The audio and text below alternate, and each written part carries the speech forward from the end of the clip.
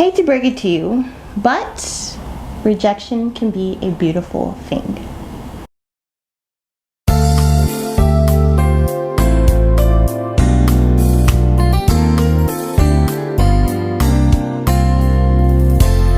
Welcome back to the Morgan Dialogues, where we'll be discussing rejection.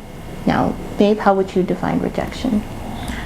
Well, to me, rejection has to do with not being accepted. When you're not accepted, so for example, I know growing up, we tend to have this tendency to want to be a part of the crowd, want to be, seen, want to be in the mix, because lunchtime you might see all the persons talking over there, and you want to be a part of who they are, that they could accept us, probably, especially when they're going to play sports or a game. You want to be on the team, you want to be chosen to be a member, because sometimes you're not chosen and you're left out at the team. Yeah, I used to hate being the last person to be picked. That's sometimes. not nice. Yeah, that's not nice. So to me, rejection is just a matter of not being accepted by someone or a group of individuals. And to us, that feeling of not being accepted is just the name, rejection. Yeah, and I think it's very common with kids who don't have a mom or a father, where they were absent. Like, so when you grow up without your, like for me, I grew up without my dad. So when I was born, he wasn't there. And so without that presence, you feel in some way, even as a kid, when I got glimpses and moments of him, I would always remember thinking, like, why isn't he here? Was it me? Did we do something for him to not want to be our father, to be in our lives? And so that to me is a common experience of rejection that I think a lot of people have. But in a sense, I don't think at that time I would have seen it as rejection. No, I don't think. No, I'm definitely not saying at the time I knew I was being rejected, but that is a form of rejection that starts very early in a lot of people's lives. And so then as you grow up and you're dealing with rejection, you don't really usually take it the best way. You start to think it's me, or it's something I did, or it's something about me, why people aren't accepting of me. Oh, so at the end of the day, that is why we tend to think it has something to do with us when we feel rejected. Yeah. So you're saying it definitely has nothing to do with me when I feel that way? Well, is that what you're saying? Yeah, well, sometimes, here's the thing, like when you look at it, when you go out to apply for jobs, for example. Yes. And, you go through the interview process or whatever, and then you're rejected. Right? They're not accepted. You're not accepted for the position. Someone else is. Someone else is.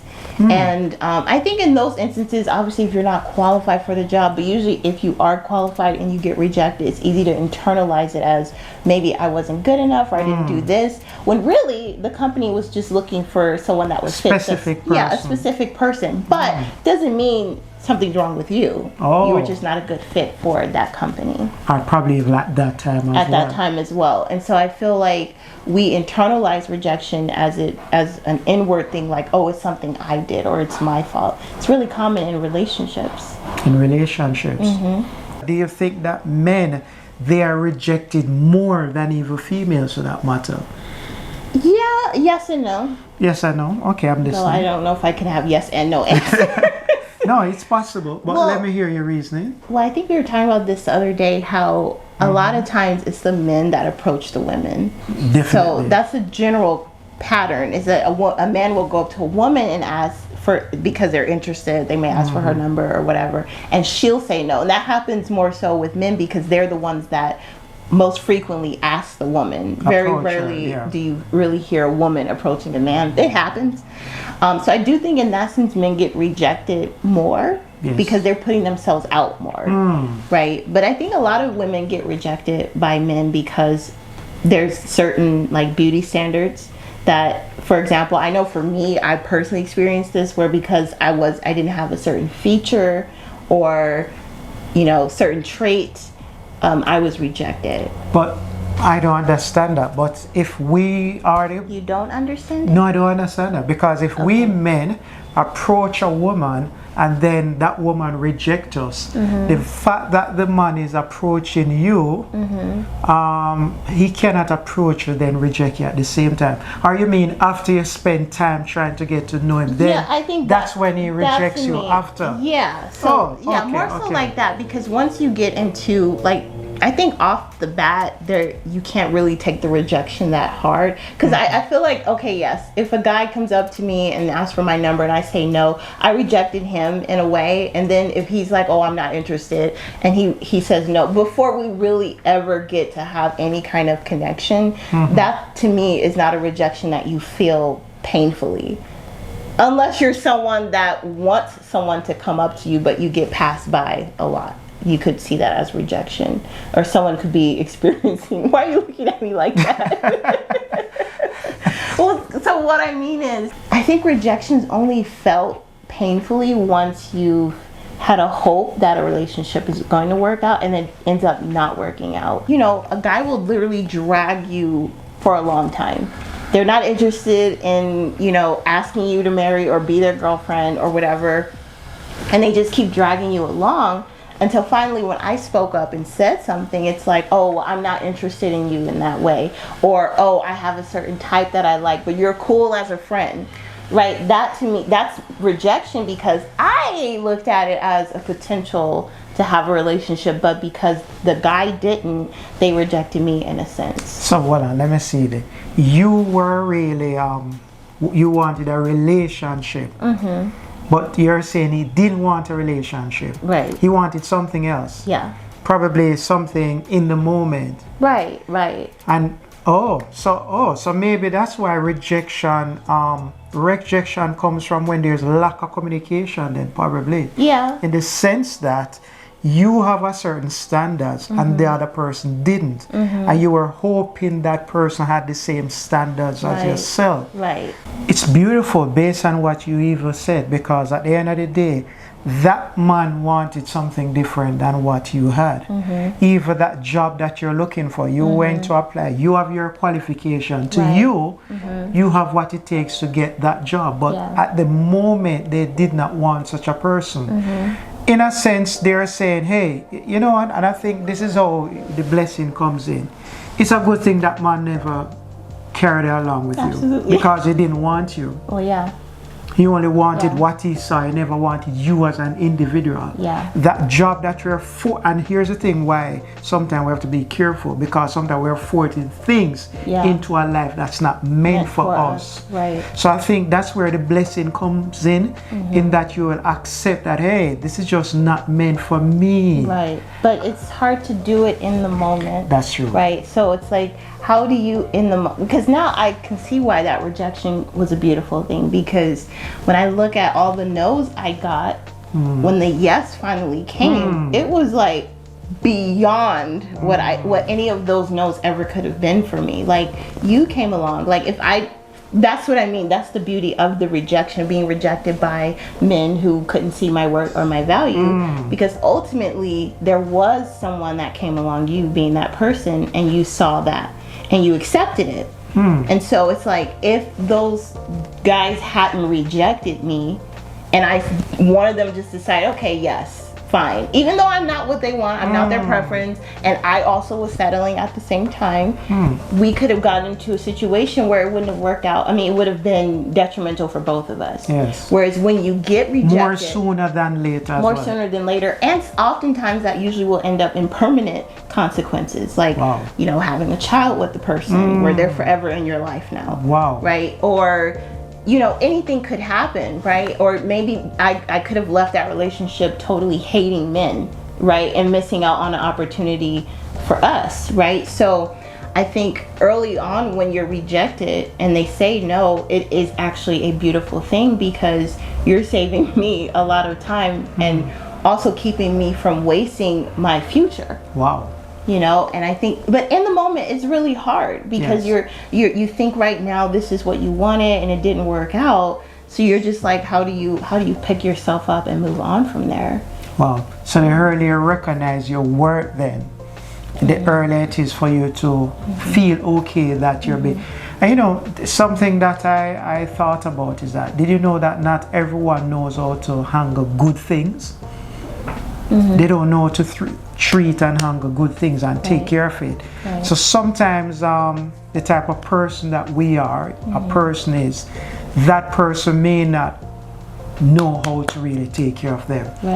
And when such a person who don't know how to take care of you reject you, or they don't accept you, I think that's a blessing. Yeah, it is. But can you tell me now, on a whole, what do you think about, because a lot of persons will say, yeah, it may be a blessing, but as it relates to not valuing you, why is it that persons don't really value themselves? Yeah, that's a great question, because I think ultimately what rejection exposes is the person who's rejecting you clearly has issues, whatever it is. But then you also not accepting that rejection as a blessing is because, wait, what am I trying to say? No, you're trying, remember, I asked the question about in terms of why is it that persons, because to be rejected, why is it that person don't value themselves? Because if I value myself and I go to get that job, and I went to get that job and they say, oh, you don't qualify, I'm like, that's okay. Because I remember I went to get a job once, and you know, it was going on good, and there was a point that I started asking the interviewer a question, because I felt confident in this, because it was going so well. I was so confident of that interview that I asked a few questions that the interview was taking 5 to almost 10 minutes explaining about the workplace and the business. And I started smiling because here I'm at an interview and I'm the one who is interviewing them basically, that they were telling me about themselves and their company. And at the end of the day, when things were finished, they looked at me and said, do you have any more questions? I said, no. And that's okay. I think we can end the interview at this moment. Now think about that for a second. I literally came to a job that it's my dream job, and I was at a point that I felt confident in my ability that I even said, no, there are no more questions, we can end the interview at this moment. Why was I feeling that way? Because I felt confident within myself. I knew my value. They actually helped me realize my value and my worth. Did I get accepted for that job? Yes, I did.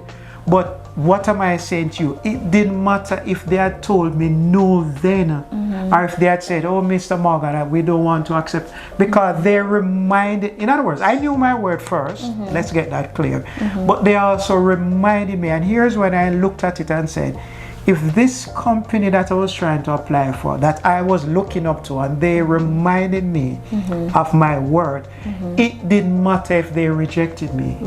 Because they're literally saying, hey, you know that you could have even been accepted somewhere else with such value as well. So whenever so the question I'm asking, why is it that people struggle to value themselves? I know that, hey, it's a blessing if they don't accept me, because I can always go somewhere else. It's a great question. I understand now. But yeah, so I think the reason why we have a hard time valuing ourselves is, I think it obviously stems back from childhood. You know, what you were told as a child. You know, there's a plethora of things that could have been spoken over us that we internalize. Like some people, you may hear parents or adults, teachers, doesn't matter, will say to a kid, you know, you're not good enough, or you're gonna grow up to be nothing. And so people, that's a killer. Yeah, so it depends on what you've been told as a child versus being in a home where you're encouraged, or you're told that you are beautiful no matter what.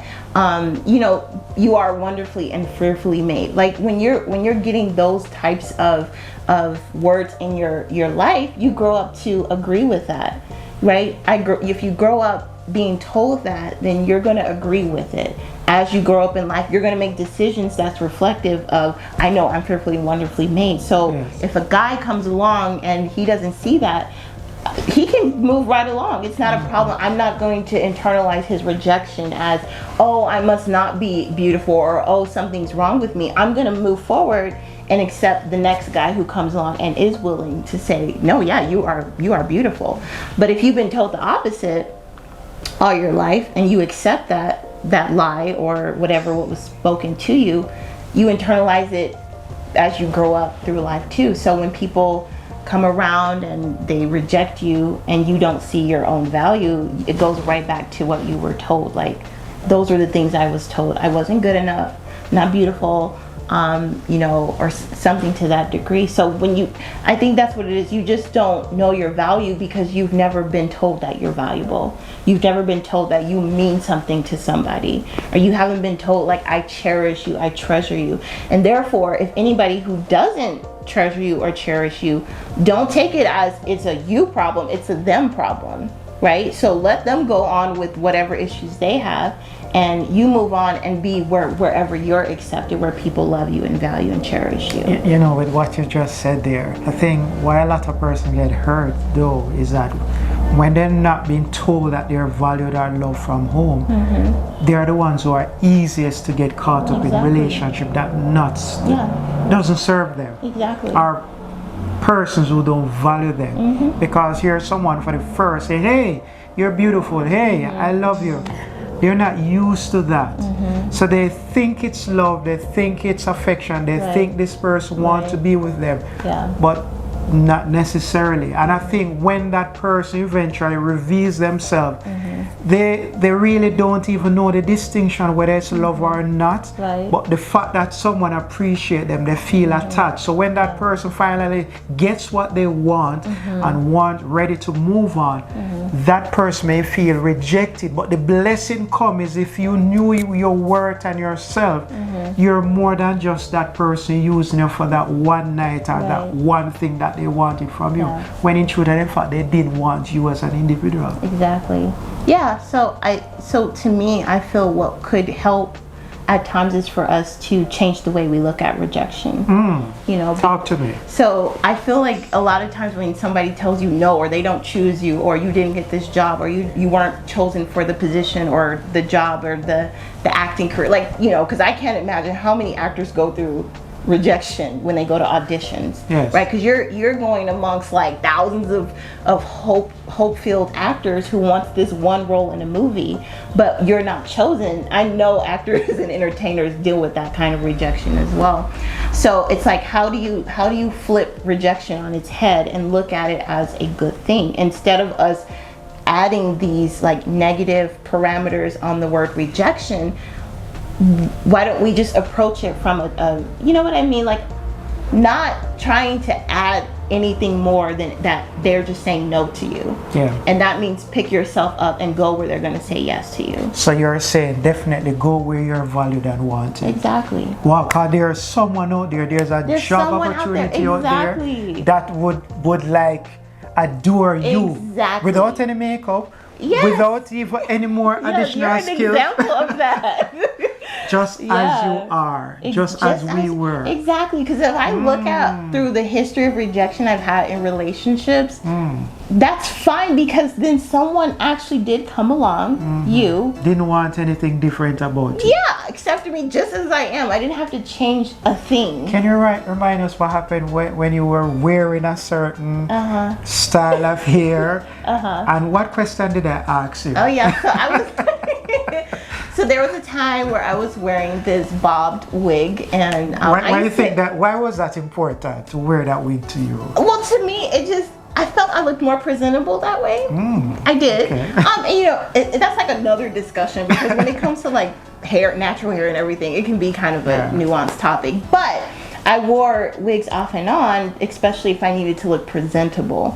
So when we met, I was wearing this like bob blonde wig, and I remember when he started, when I was his client and we started doing the work together, talking.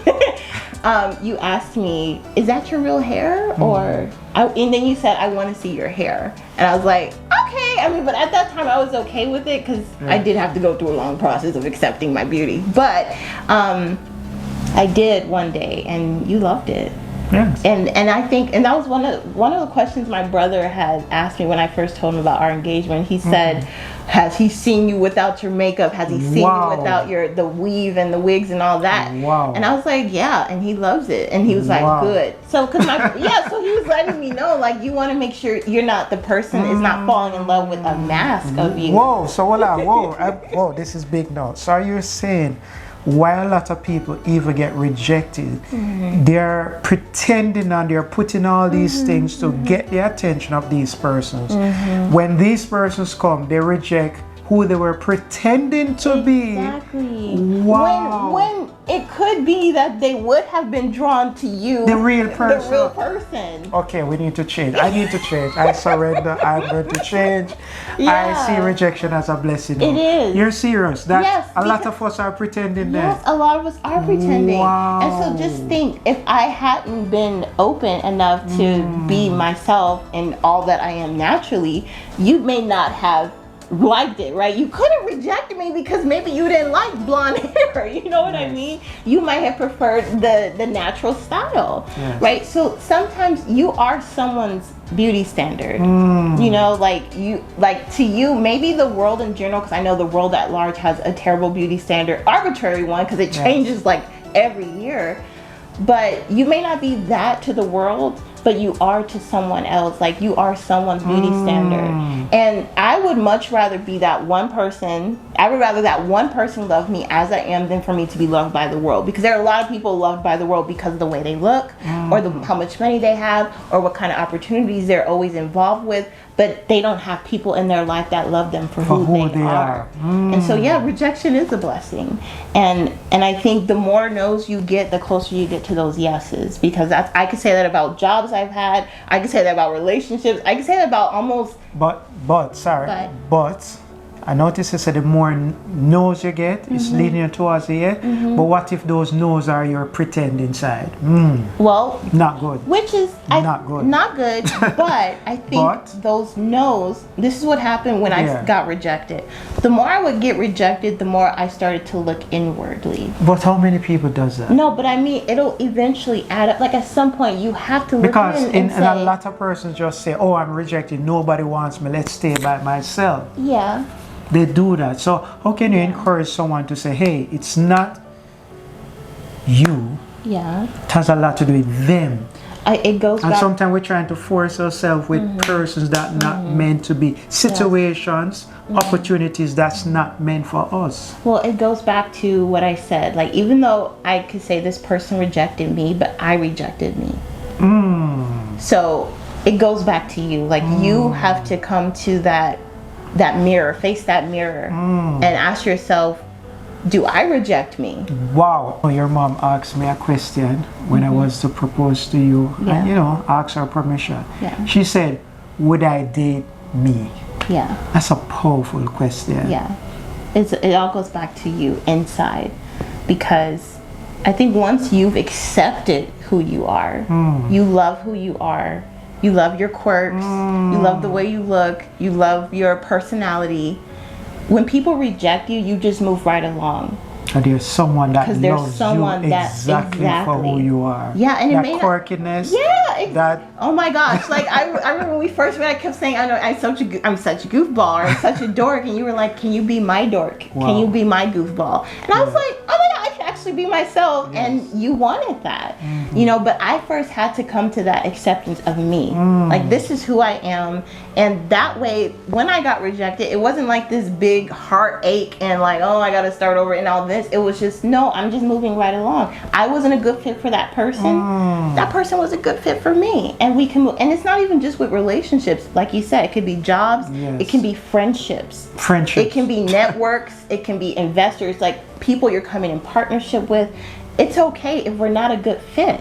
We have to move on, and that goes back to that abundance mindset too, of not thinking that this is my one and only opportunity. They say it's cliche, but there's plenty of fish in the sea. So it's like, accept who you are, accept all your flaws, your quirks, your physical appearance, and know that there's a person out there that's going to accept that. You know, I think this is leading us to probably what we should talk about next. Because when you're rejected, or on such a wide scale, that could tell you a lot about probably who we are, the type of person, or in that case, sometimes we just need to go to a different location where we'll be accepted and appreciated more. But next on that, the next time. But for today, just remember that rejection is a blessing. Yes. Take care. Bye-bye.